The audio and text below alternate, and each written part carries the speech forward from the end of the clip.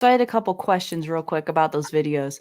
The first Yeah. thing is you showed multiple videos where there was grooming, looking for witnesses and posturing, those types of things. You identify those because you understand what those are, but the people that are doing them in the moment, they don't have any conscious thought that that's what they're doing, right? Yeah, for the majority of people, they don't understand that they're doing that. That's kind of a subconscious thing that people will do. Yeah.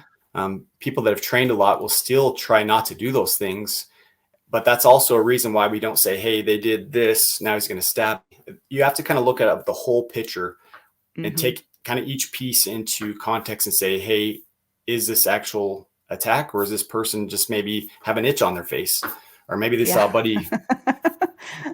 So it's kind of the whole thing, when I talk about Uh-oh, knife. Adam just did it. I just saw it. Did he just did Yep, this? he just did it. So Adam, if I can jump in here, Yeah, right? absolutely. Yep. In the cop world, right? We always said that the loser of a knife fight died at the scene, the winner of a knife fight died on the way to the hospital in the back of the ambulance, right? If you get in a knife fight, you're going to get hurt, you're going to get cut. So as I watched your videos, I was taking a couple notes, and it looks like the big gestures, right? I know as a Yep. cop, whenever people didn't make big gestures, I kind of knew that they were going to try to roundhouse or do something.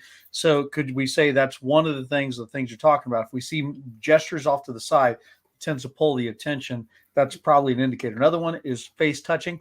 And Yep. the way I think of it psychologically, and correct me if I'm wrong, is usually people are still deciding and they're thinking. And I Yes. know when I think or decide, I tend to kind of touch something up in here as I'm thinking about it. So they're kind of making a decision and Yep. looking for their way to go. The other is always looking around, right? You're looking for witnesses, escape routes, or somebody else who might jump in there who might hurt you because you're hurting somebody they know or like. So could we say those are probably it? And another big one is if the hands go away, you can't see it where I'm sitting, but if the hands disappear, because knife attacks always come from very close and very quick. So if the hands disappear, should we say those four things are really the big warning signals? I'd say those are probably some of the bigger four. Yes. Yep. There's a Okay. bunch of other stuff, but I'd say those four would be the ones that are pretty telltale that they're up to something. There were a lot of those videos where the guy had his hand behind his back Yep. or both hands behind his back. So Yeah. Or Laura, it seems like they'll blade it down by their leg or just behind like the just hip behind their somewhere. leg. Yeah, Where but it looks still like you they're- can't see their hand though. That's Yeah. the thing.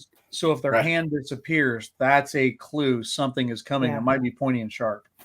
Yep. Okay, I'll jump off. Oh, awesome. The other thing I was wondering was, remember the guy, there was a guy in the black leather jacket and the guy in the white hoodie, and Yeah. they stabbed the guy in the white hoodie multiple times. Like, I think he eventually ended up dying of blood loss, but Yeah. it was almost like he didn't realize. I mean, obviously he realized he had been stabbed, but it was almost like he didn't realize he was losing blood. Is Yeah, that a and thing? Like, that's absolutely a thing. So most people I've talked to that have been into altercation, have been stabbed, didn't realize it at first. They thought they were just getting punched. One Mhm. thing to kind of think about that is most people don't punch you in the kidney or in the ribs. They don't punch you down here low.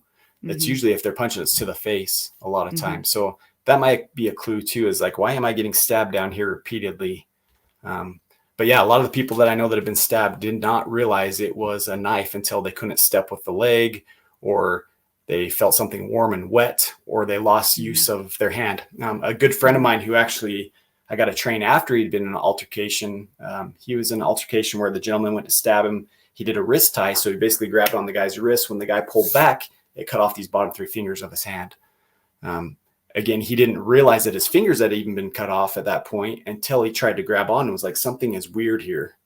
So a lot of times people don't realize that they've been stabbed or cut until after. So instead of, if you can't run away, is Yep. it better to be in close so you can control things rather than being in that middle ground where you're at the end of the knife? I mean, I don't know. Yeah, it's I going to know be that's a complicated question, It- probably. It is. It's going to depend on the individual. However, the safest place with the knife is either really close where you have control of the limb, or Mhm. far away where they can't make contact with the blade. Right. So that kind of middle ground where, Hey, it's the same with a horse, by the way. Oh yeah. I'm just letting Yeah. you know, if you're worried about a horse kicking you, either getting really close to them or Yep. far enough away they can't. But that middle part, nobody cares. But that's how I look at it. No, it's the same idea. If they have Same that room idea. where they can, yeah, same idea. So either really close where you can control limbs, where you can minimize the mobility to one joint, or be far enough that they can't make contact is the two safer places. But again, the safest place is to be way far away if you can avoid it at all. Yeah, just get out of there.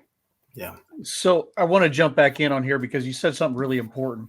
When people are swinging at their face, let's say somebody punches at you and they miss. If they're swinging at the face and you may not see what their hands are doing, you just know it's going towards your face, you're probably just going to take a hit of some type. But if it's swinging towards the body and they're missing, that should be a clue to you that there's probably a knife, a puncture device to go to this, right? When they're going for the face, they're trying to scramble the computer system. When they're going for this, they're trying to kill you, right? Yeah. They're trying to shut down your organs, cut your blood loss, everything. So this is usually pokey stuff. This is usually blunt stuff. There you go. Yep. Spot on, Adam.